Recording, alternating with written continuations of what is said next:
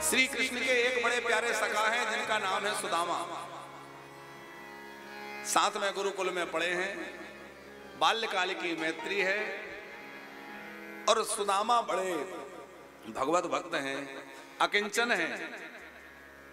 वृक्त इंद्रियार्थेषु, कभी भी मन में कोई लालच नहीं रहता, कोई लालसा नहीं रहती कि ये पाना है, ये करना है। बस केवल एक ही लालसा लगी रहती है, कन्हैया तुम्हें कि नजर देखना है, कन्हैया तुम्हें कि नजर देखना है।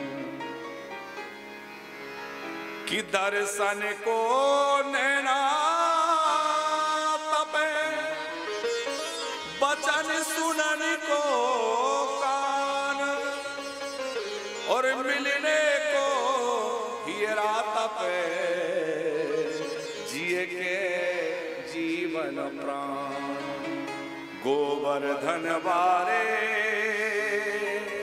साबरे, तुम बिन रहो न जाए। कोई लालसा मन में नहीं है, भगवत दर्शन की लालसा मन में बनी रहती है। सुदामा जी का चरित्र प्रारंभ करते हुए सुखदेव जी ने कितनी विशेषताएं लिखी हैं। पहली विशेषता है कृष्णस्यासीद सखा, श्री कृष्ण के सखा हैं।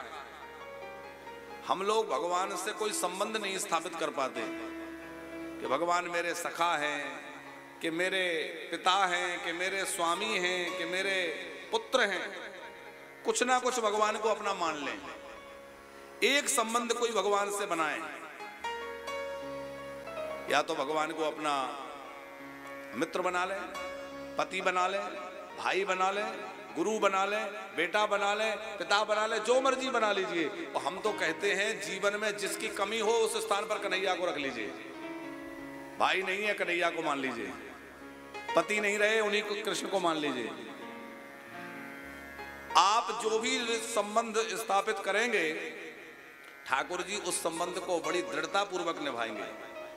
संसार का संबंधी तो समय आने पर मुकर जाएगा, पीठ दिखा देगा, लेकिन प्रभु कभी नहीं मुकरेंगे। आपने जो संबंध जोड़ा है, ठाकुर जी उस संबंध को निभा के दिखाएंगे, और बड़े अच्छे ढंग से निभा के दिखाएंगे। तो सुदामा जी का पहला तो ये वो परिचय है कि वो श्री कृष्ण के सखा है, संबंध पुष्ट है। दूसरी बात, ब्राह्मण कुल में उत्पन्न हुए हैं। दूसरी बात, ब्रह्म विद्या से समन्वित हैं, ब्रह्म विद्या से परिपूरित हैं। और तीसरी बात, उस ब्रह्म विद्या के अनुसार उनमें आचरण भी है। श्रोत्रिय जी ज्ञानी बहुत मिल जाएंगे, लेकिन आचरण में बहुत कम लोगों को मिलेगा। बातें तो हम भी यहां बैठ के बढ़िया बढ़िया करते हैं, लेकिन आचरण में थोड़ी ला पाते हैं। तो ज्ञान होना अलग बात है और आचरण में उतरना अलग बात है। ज्ञान तो रावण को भी बहुत था, कमी थी ज्ञान की। चारों वेद रावण को याद है, लेकिन आचरण नहीं है। हमारे यहां आचरण की पूजा है। सुदामा जी का जैसा ज्ञान है वैसा उनका आचरण भी है। वृक्त इंद्रियार्थेषु, एकदम वृक्त रहते हैं, कोई आसक्ति नहीं, कोई अनुरक्ति नहीं। इंद्रियों पर पूरा निग्रह है, जितेंद्रिय हैं, प्रशांत आत्मा है। प्रशांत आत्मा किसको कहते हैं साहू जी? भगवान शांत हैं और सुदामा जी प्रशांत हैं। प्राउपसर्ग और लगा हुआ है। क्यों? किसी भी वाक्य में जब कोई उपसर्ग लग जाता है तो उसका विशिष्ट अर्थ हो जाता है। जैसे संग और उसमें सु उपसर्ग लग गया तो सुसंग, तो विश्लेषण हो गया ना। ऐसे ही शांत में प्र उपसर्ग लगा हुआ है, यहाँ प्रशांत आत्मा। शांत वह है जो क्रोध नहीं करता, प्रशांत वह है कि क्रोध का प्रबल से प्रबल कारण उपस्थित होने पर भी क्रोध नहीं करता। कोई हमें गाली दे रहा है, हमारा तिरस्कार कर रहा है, हमारी निंदा कर रहा है, हमें अपमानित कर रहा है, फिर भी हम क्रोधित ना हो। वो प्रशांत है। माने सहज रूप में शांत रहे वो शांत, पर क्रोध का प्रबल कारण उपस्थित होने पर भी जो क्रोध ना करे वह प्रशांत। आप जो है निरंतर भगवत चिंतन में भगवत भजन में लगे रहते हैं, विद्वान हैं, ब्राह्मणों के बालकों को शिक्षा देते हैं, वेदाध्ययन कराते हैं, और गुरु दक्षिणा में थोड़ा कुछ मिल जाता है तो उसी को भगवान का भोग लगाकर अतिथि सेवा करके पा लेते हैं। कभी किसी से कुछ मांगते नहीं है। ये समझना मत कि सुदामा जी झोली टांग के घूमते होंगे। सुदामा ने अपने जीवन में कभी झोली नहीं फैलाई, कभी झोली नहीं टांगी, कभी उन्होंने किसी से हाथ नहीं फैलाए, मांगते नहीं। सुदामा जी का जीवन अत्यंत श्रेष्ठ जीवन है।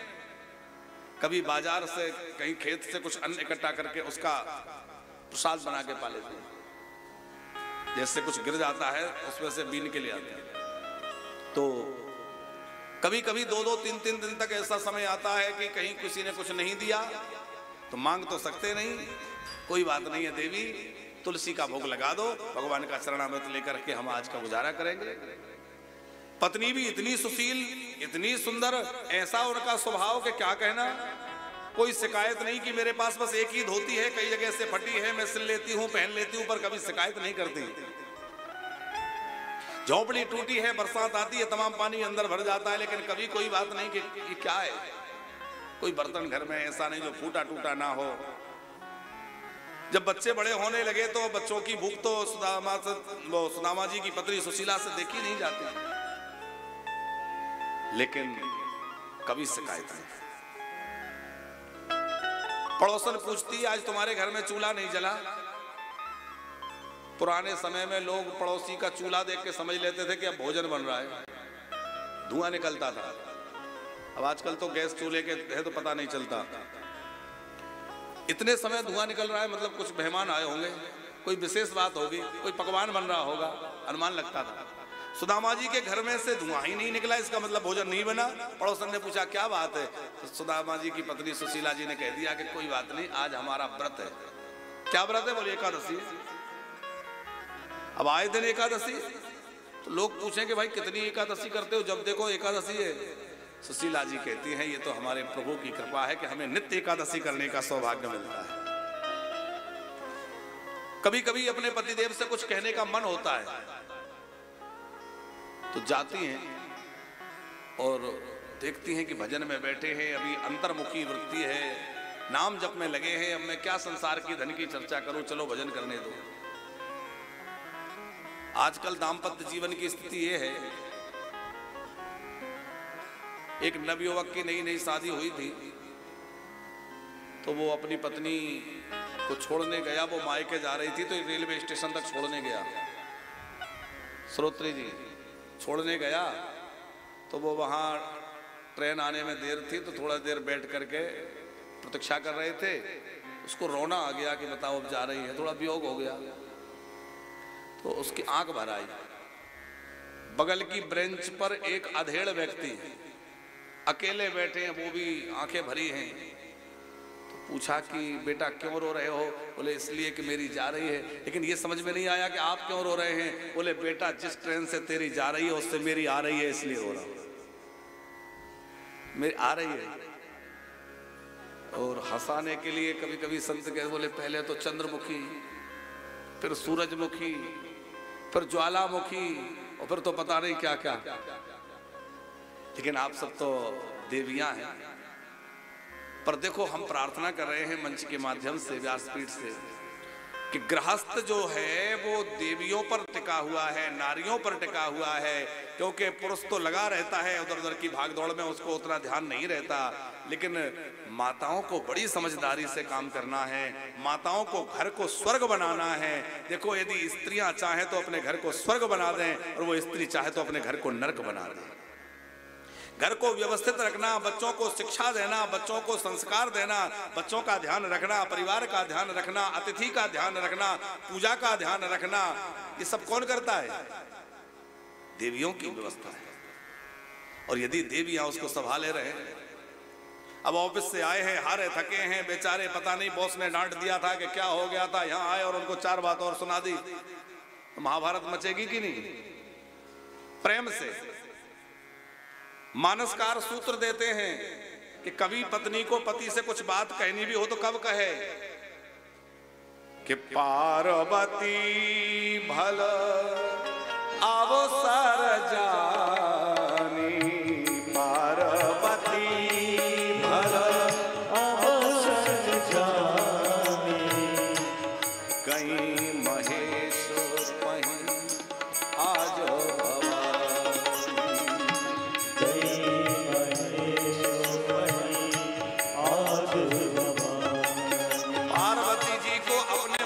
बात भोले बाबा से कहनी थी तो कब कही?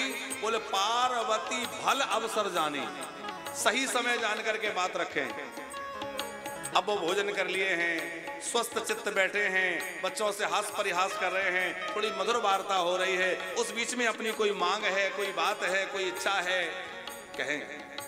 पति की भी पूरी जिम्मेवारी है कि पूरे दिन से बेचारी घर में लगी है, सफाई में लगी है, बच्चों में लगी है और व्यवस्था में लगी है। वो आकर कहने लगे तुम दिन भर क्या करती रहती हो, क्या किया?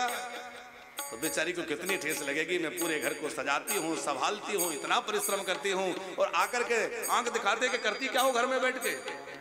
नहीं, एक दूसरे की भावनाओं को समझ के उनका आदर करते हुए जीवन जिए, तभी गृहस्थ जो है सदग्रस्त बन पाते हैं और घर ही स्वर्ग बन जाता है साहब। और गृहस्थी का जीवन तो आनंद का जीवन, इसको कलह का जीवन नहीं बनने देना है। सुशीला तो अत्यंत विनम्र स्वभाव की हैं, कभी कोई मांग नहीं, कभी कोई बात नहीं, झगड़ा करने का तो प्रश्न ही नहीं उठता। लेकिन आज जब सुदामा जी भजन से उठे तो सुशीला ने कुछ कहा, समय देखा कि आज ठीक समय है। प्रभु स्वामी आप बार बार कृष्ण कृष्ण कृष्ण पुकारते रहते हैं, कई बार कथा भी सुनाते हैं कि वो आपके बाल्यकाल के मित्र हैं। और इतना सुनते ही तो सुदामा जी भावुक हो गए, कृष्ण का नाम सुनते ही रोम रोम खिल उठे, नेत्र भर आए और सुदामा जी की आंखें डबडबा रही हैं। देवी कृष्ण तो मेरा प्राण प्यारा सखा है। सुशीला ने कहा जब इतने प्यारे मित्र हैं तो कभी मिलने जाने की नहीं सोचते? अरे कभी तो जाओ, उनका दर्शन करके आओ। सुदामा जी बोले देवी बात तो तुम बहुत बढ़िया कह रही हो, इच्छा तो बहुत होती है कि मैं भी जाकर के उनका दर्शन करूं, लेकिन सोचता हूं ये फटे हाल मेरी ये परिस्थिति, कैसे जाऊंगा, क्या होगा, बहुत सोच विचार में रह जाता हूं। सुशीला ने कहा नहीं नहीं आप जाइए, आप जाएंगे तो आपको तो प्रसन्नता मिलेगी ही, श्री कृष्ण भी बहुत प्रसन्न होंगे कि मेरा मित्र मुझसे मिलने आया है, और श्री कृष्ण प्रसन्न होंगे। ये बात सुनकर सुदामा जी को लगा कि तब तो निश्चित जाना चाहिए। सुदामा जी कुछ लेने नहीं गए, सुदामा जी तो बस श्री कृष्ण को आनंद प्रदान करने गए हैं कि मेरा दर्शन करके शायद उनको अच्छा लगेगा, और फिर मेरी अखियां भी तो निरंतर उनके दर्शन के लिए लालायित रहती हैं। सुदामा जी कहने लगे कुछ उपहार, थोड़ा चावल घरों से मांगकर सुशीला लाई है, पोटली बना के दी है। सुदामा जी चल दिए, दुर्बल देह है, भूखे भी हैं, पर कृष्ण मिलन की लालसा है, अत्यंत व्याकुलता है, कब पहुंच जाऊं, कब दर्शन हो जाए, कितना जल्दी पहुंच जाऊं। दौड़ने लगते हैं, ठोकर लग के गिर जाते हैं, उठ के फिर चलने लग जाते हैं। एक जगह तो गिर के रह गए, अचेत हो गए।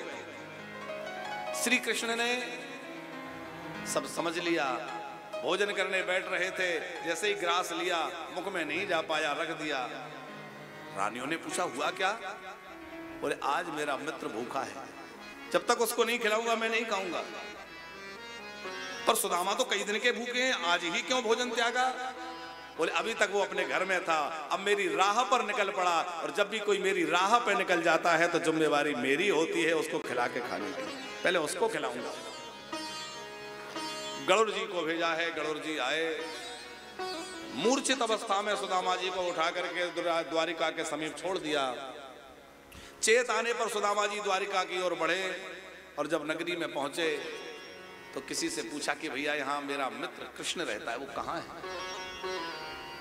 किसी भावुक व्यक्ति ने कहा कि ब्राह्मण देवता ये जितने महल दिखाई दे रहे हैं ये सब द्वारिका नाथ के हैं, ये मुख्य महल रुक्मणी जी का है, यहीं आप प्रायः प्रभु विराजते हैं, आप जाइए। कई लोग कहते हैं वो द्वारपालों ने अपमान कर दिया, ऐसी बात कहीं नहीं लिखी। द्वारपालों ने कहा कि कुछ चाहिए तो हमें आज्ञा करिए, प्रभु इस समय विश्राम कर रहे होंगे, यदि कुछ चाहिए तो आप हमें कहिए। लेकिन सुदामा जी बोले कि और कुछ नहीं चाहिए, बस एक ही लालसा है कि चाहे दूर से ही सही पर किसी प्रकार एक बार मेरे प्रभु का मुझे दर्शन करा दो। तब तो द्वारपालों ने एक दरबान को भेजा है।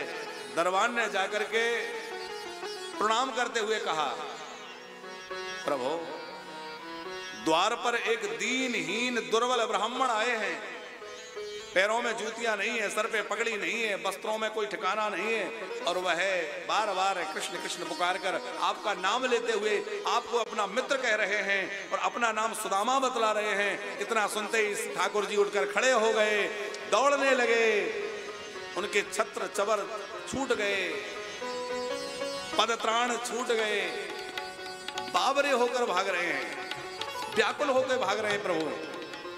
भागते भागते भागते जो है एक डेढ़ी, दूसरी, तीसरी, चौथी, पांचवी, छठवीं, सातवें द्वार पर सुदामा खड़े हुए हैं। और जैसे अपने मित्र को आया हुआ देखा, हृदय से लगा लिया, प्रगाढ़ आलिंगन प्रभु ने किया है और लेकर के आए हैं और अपने सिंहासन पर बिठा दिया है।